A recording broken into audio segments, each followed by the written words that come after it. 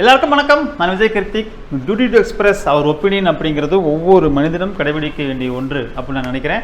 இன்றைக்கி ஒரு முக்கியமான டாபிக் பார்க்க போகிறோம். வாங்க வீடியோக்குள்ளே போய் டீட்டெயிலாக பார்க்கலாம்.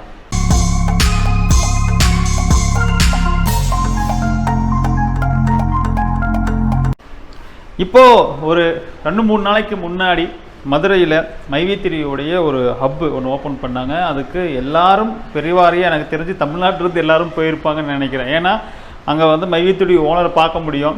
ஏன்னா நிறையா பேர்த்துக்கு எல்லாருக்குமே பேமெண்ட் வராமல் இருக்கிற இந்த சூழ்நிலை. அப்போது ஒரு எம்டி அந்த ஓனர் அங்கே வராரு அப்படிங்கும்போது சும்மா இருப்பாங்களா? உடனே அவரை போய் என்ன பண்ணுவாங்க, பார்க்குறதுக்கு உண்டான ஆயத்தப்படுத்தி எல்லாருமே கிளம்பி போயிருப்பாங்க. அங்கே ஒரு பெரும் திரளான ஒரு கூட்டம் கூடியிருந்ததாகவும் அவர் வரும்போது ஒரு பயங்கரமான ஒரு ஆரவாரம் எல்லாம் செய்து அவரை வரவேற்கப்பட்டதாகவும் நம்ம யூடியூப்பில் வீடியோ பார்க்க முடியுது. அதை வந்து ஒன்றும் இதில் நம்ம ஆச்சரியப்படுறதுக்கு ஒன்றும் இல்லை. ஏன்னா பணம் போட்டவங்க பணம் எப்போ வரும்னு சொல்லிட்டு எதிர்பார்த்துட்ருக்கிறவங்க, ஏற்கனவே பணம் போட்டு பல மடங்கு லாபம் பார்த்துட்டு அடுத்தடுத்து மேற்கொண்டு பெரிய லாபம் பார்க்கறதுக்காக ஆர்வலாக இருக்கிறவங்க, அதாவது பணத்தை வாங்கி ஒரு பயனடைந்து ஒரு ருசி கண்டவங்க, அவங்கெல்லாம் சும்மா இருப்பாங்களா? அப்படி சொல்லி அங்கே வந்து எம்டி அங்கே வராரு அப்படின்னா எல்லாரும் அங்கே போயிருப்பாங்க. அது எந்த ஒரு ஆச்சரியப்படுறதுக்குண்டான விஷயங்கள் எதுவுமே கிடையாது. ஸோ அவர் வரும்போது ஒரு பயங்கரமான இன்ட்ரோ சாங்கெல்லாம் அவருக்கு போட்டு, ரஜினிகாந்தோடைய ஒரு பயங்கரமான இன்ட்ரோ சாங்கெல்லாம் போட்டு அவரை வரவேற்று அந்த இடத்த வந்து ஒரு பயங்கரமான வந்து ஒரு அல்லோலப்படுத்தினாங்க அப்படின்னு சொல்லிட்டு நம்ம யூடியூப்பில் பார்த்தோம்.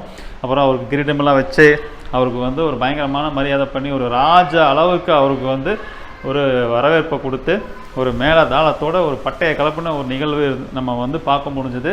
ஸோ இப்போ அவர் வந்து அடுத்தடுத்து தமிழ்நாட்டில் பல இடங்களில் ஹப்பு வந்து அவர் திறந்து அதையெல்லாம் வந்து இம்ப்ரூவ் பண்ணிக்கிட்டு அவருடைய மார்க்கெட்டிங் ஸ்கில்லை வந்து பெரிய அளவில், அதாவது அவருடைய லட்சியமே என்னென்னா 2026க்குள்ளே இந்தியாவின் உலகின் முதல் நிறுவனமாக வரணும், மைவி3 கம்பெனி உலகின் முதல் நிறுவனமாக வரணும் அப்படிங்கிறது தான் அவருடைய இலக்கு.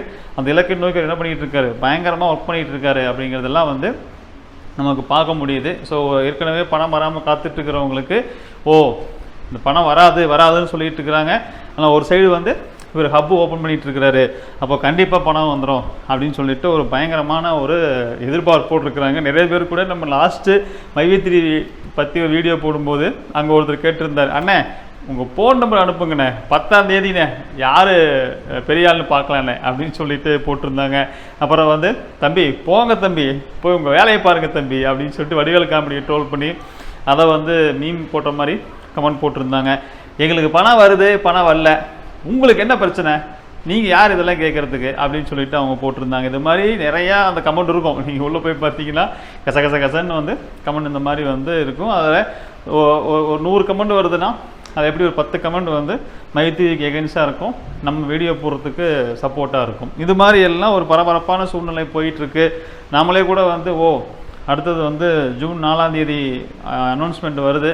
மேபி ஜூன் 5ஆம் தேதியே என்ன ஆகலாம், மிஞ்சி போனால் ஜூன் 10ஆம் தேதி ஒரு பேமெண்ட் போட்டுருவார் அப்படின்னு சொல்லிட்டு நம்ம ரொம்ப எதிர்பார்ப்போடு காத்துட்ருக்குறோம் இல்லையா? ஏன்னா கிட்டத்தட்ட நம்ம வந்து லாஸ்ட் வீடியோவுக்கு முதல் வீடியோவில் எத்தனை நாள் அவர் பேமெண்ட் தரணும், அந்த பேமெண்டெல்லாம் எவ்வளோ ஆகுது, ஒரு தோராயமான கணக்கெடுத்து போட்டாவே அது எத்தனை கோடி தொகை மொத்த தொகை போகுது அப்படிங்கிறதெல்லாம் போட்டிருந்தோம். இப்போ இதையெல்லாம் வந்து அவர் ஜூன் 4 இல்லை ஜூன் 10 தெரியல, அது வந்து சிங்கிள் கேப்சாவில் பேமெண்ட் ரிலீஸ் பண்ணுவார் அப்படின்னு எல்லாரும் நம்பி அதை எதிர்பார்த்து காத்துக்கிட்டு இருக்கிற இந்த சூழ்நிலையில் இப்போது வந்து ஜஸ்ட் நவ் இந்த வீடியோ நான் எடுத்துகிட்டு இருக்கும்போது ஜஸ்ட் நவ் இங்கே வந்து லைவில் நியூஸ் சேனல் எல்லா சேனல்லையும் ஓடிட்டுருக்கு. நம்ம சத்யானந்த் மேலே மைவி3 ஓனர் சத்யானந்த் மேலேயும் அவருடைய பாஸுக்கே பாஸ் இருப்பார்ல, சத்யானந்தனுடைய பாஸ் விஜயராவன் இருக்கார் இல்லையா, மருத்துவர் அல்லாத மருத்துவர் விஜயராவன் இருக்கார் இல்லையா, அவர் மேலேயும் இன்னொருத்தர் மேலேயும் மொத்தம் 3 பேர் மேலே அசோக் ஸ்ரீநிதி, அசோக் ஸ்ரீநிதினா உங்களுக்கு எல்லாத்துக்கும் தெரியும், மைவி3யை முதல்ல ஒரு கேஸ் போட்டு வெளியே கொண்டு வந்ததே அவர் தான். அவருக்கு வந்து ஒரு திட்டம் விட்டதா, அவருக்கு வந்து ஒரு கொலை மிரட்டல் விட்டதா அவர் என்ன பண்ணியிருக்கிறாரு, இந்த 3 பேர் மேலே அவர் இப்போது வழக்கு கொடுத்துருக்காரு. அந்த வழக்கு பதியப்பட்டிருக்கு. அது வந்து மைவி3 மேலே முழு லைட்டிங் முழு ஃபோக்கஸையும் அது திருப்பி இருக்கு.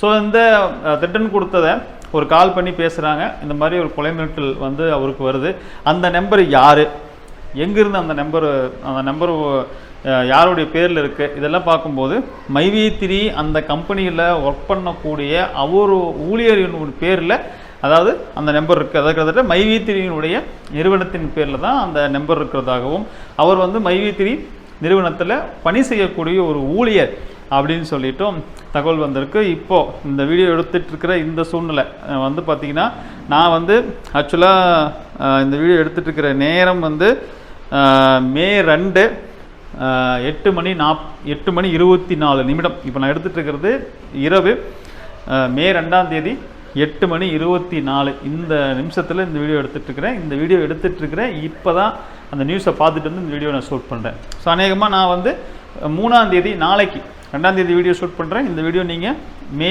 3ஆம் தேதி பப்ளிஷ் பண்ணிடுவேன், நீங்கள் இந்த பார்க்கலாம். அப்போது இந்த வீடியோ பார்த்துட்டு இருக்கிற நீங்கள் தெரிஞ்சுக்கிட்டீங்கன்னா நேற்று வந்து இந்த கேஸ் கொடுத்துருக்காங்க, ஒரு கேஸ் பதியப்பட்டிருக்கு அப்படின்னு சொல்லிட்டு நீங்கள் இந்த செய்தியை பார்க்க முடியும். இது மாதிரி ஒரு சம்பவம் மைவி3 நோக்கி போயிட்டே இருக்குது. எனக்கே கூட வந்து ஒரு சின்னதாக டவுட் இருந்துச்சு. என்னென்னா அசோக் ஸ்ரீநிதி வந்து அப்போது ஒரு கேஸ் கொடுத்தாரு, அதுக்கப்புறம் நாங்களாம் நிறையா வீடியோ போட்டுட்ருக்குறோம்.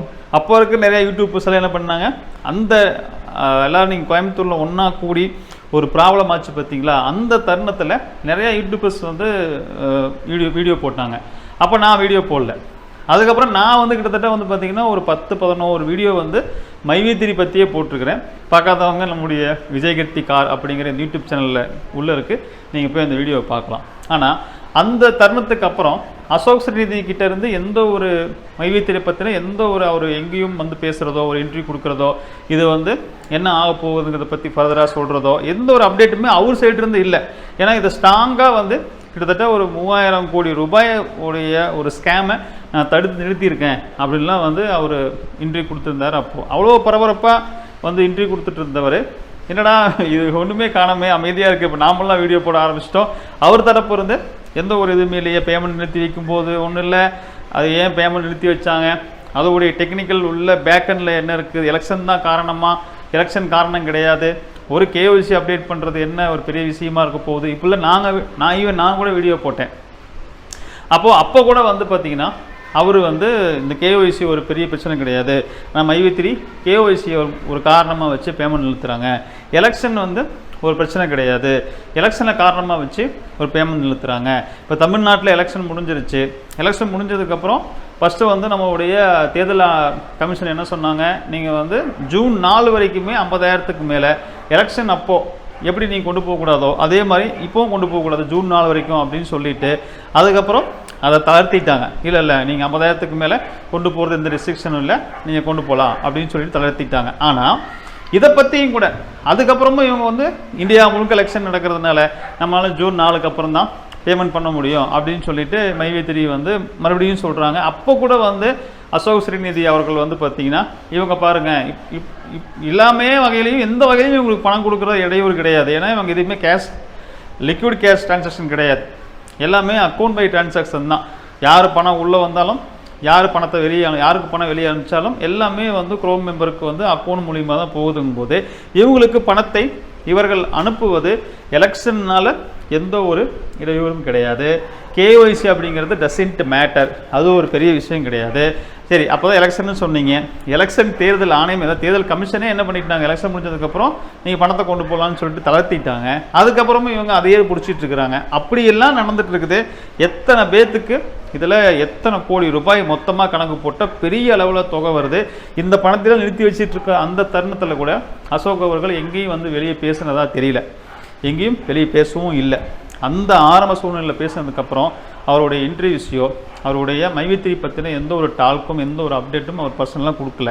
ஆனால் இப்போ அவர் மேலே ஒரு கொலை மிரட்டல் விடுவதற்கு உண்டான காரணம் என்ன இருக்குது அப்படின்னு எனக்கு தெரியல. ஏன்னா எந்த அப்டேட்டுமே கொடுக்காம அவர் பாட்டில் அமைதியாக இருக்கிறார். அமைதியாக இருக்கிற அவர் மேலே ஏன் ஒரு த்ரெட்டன் பண்ணணும், ஒரு கொலை பண்ணிடுவேன்னு சொல்லிட்டு ஒரு த்ரெட்டன் பண்ணணும் அப்படின்னு நமக்கு தெரியல. ஆனால் அப்படி ஒரு சம்பவம் இப்போ நடந்ததாகவும் அசோக் ஸ்ரீநிதி அவர்கள் வந்து ஒரு கேஸ் கொடுத்ததாகவும் வந்து ஒரு தகவல் வந்திருக்கு. அது இப்போது நியூஸில் ஃப்ளாஷ் நியூஸில் ஒரு தலைப்பு செய்தியாக போயிட்டுருக்கு. ஸோ இதுதான் நான் சொன்னேன் இல்லைங்களா, எனக்கு டவுட் வந்துச்சு, எங்கே போனார் அசோக் ஸ்ரீநிதி, இவ்வளோ இந்த பெரிய ஒரு ஸ்கேமை வெளியே கொண்டு வந்தவர், திடீர்னு பார்த்தா ஆள் காணாமல் போயிட்டாரே, ஏன் இதை பற்றி நான் ஃபர்தராக எதுவுமே அவர் பேசல, நாங்கள்லாம் கூட இவ்வளோ பேசும்போது அவர் ஏன் பேசலன்னு நான் வந்து ரொம்பவும் யோசிச்சுட்டு இருந்தேன். அவரை பற்றி மேபி அவர் கான்டாக்ட் இருந்தால் எடுத்து கூட பேசலாம், அவர்கிட்ட ஒரு ஃபோன் பண்ணி கூட பேசலாம், ஃபர்தராக அவர் கூட நம்ம சேனலுக்கு கூப்பிட்டு ஒரு இன்டர்வியூ ஒரு இன்ட்ராக்ட் கூட பண்ணி அது ஒரு வீடியோ எடுத்து போடலாம் அப்படின்னு சொல்லிட்டுலாம் நான் வந்து நினச்சிட்டு இருந்தேன். அந்த சுச்சுவேஷனில் தான் இப்போது அவர் மேலே ஒரு குறை மிரட்டல் வந்ததாக ஒரு தகவல் வந்து வந்திருக்கு. ஸோ மக்களே, நம்ம என்ன சொல்கிறோம் அப்படின்னா, சாத்தியமில்லாத ஒன்றை சாத்தியம் அப்படின்னு சொல்லி தான் இந்த ஸ்கேம் அப்படிங்கிறது வந்து நடக்கும். எப்படிங்க சாத்தியம், எப்படிங்க கொடுப்பாங்க, எப்படிங்க இதை வந்து பண்ணோம், எங்களால் முடியும், நாங்கள் செய்வோம், எங்களுடைய இலக்கு பெரிது, எங்களுடைய கனவு எல்லோரையும் வாழ வைப்பது, வாழ வைத்து வாழ்வது தான் எங்களுடைய வாழ்வினுடைய நோக்கமே, இப்படியெல்லாம் சொல்லி அவங்க என்ன பண்ணுவாங்க அப்படின்னா, இது சில பேர்த்துக்கு புரியாமலே வச்சுட்டு இருப்பாங்க. நிறைய பேர் இதை பற்றி யோசிப்பாங்கங்கிறீங்களா, யோசித்து இது வந்து ஒரு ரொம்ப நுணுக்கமாக போய் இதுக்குள்ளே சிந்திச்சு இது எப்படி கொடுக்க முடியும், எங்கேருந்து உங்களுக்கு வருமானம் வரும், எங்கேருந்து வரக்கூடிய பணத்தை வச்சு கொடுக்க முடியும், இப்போ இத்தனை நாள் நிறுத்தி வச்சுருக்கிறாங்க, ஒரு நாளைக்கே இவ்வளோ அமௌண்ட்டு சேர்ந்துட்டு இருக்குது, மொத்தமாக சேர்ந்து எப்படி அவங்களால ஒரு பல்க் டிரான்சாக்ஷனை வந்து இப்படி பண்ண முடியும், இது மாதிரியான ஒரு யோசனையோ இது மாதிரியான ஒரு கேள்வியோ கேட்காதது தான் இங்கே பிரச்சனை. ஆனால் நிறைய பேர் குருட்டுத்தனமாக அதை வந்து ஒரு பிளைண்டாக இன்னமும் மைவித்திரி கொடுக்க போகுது.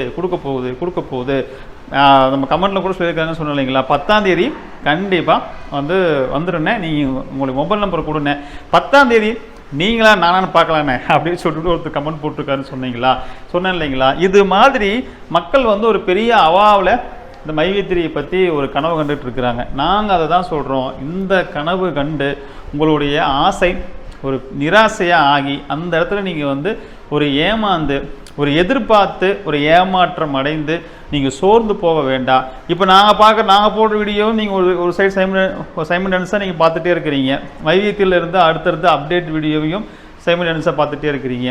அவங்க கொடுப்பேன் அப்படிங்கிறாங்க, நாங்கள் சொல்கிறோம் வாய்ப்பு இல்லை, கொடுக்கறதுக்கு வாய்ப்பு இல்லை, ஏதாவது சொல்லி அது வந்து அப்படியே நகர்த்திட்டு போவாங்க அப்படின்னு சொல்லிட்டு நாங்கள் சொல்கிறோம்.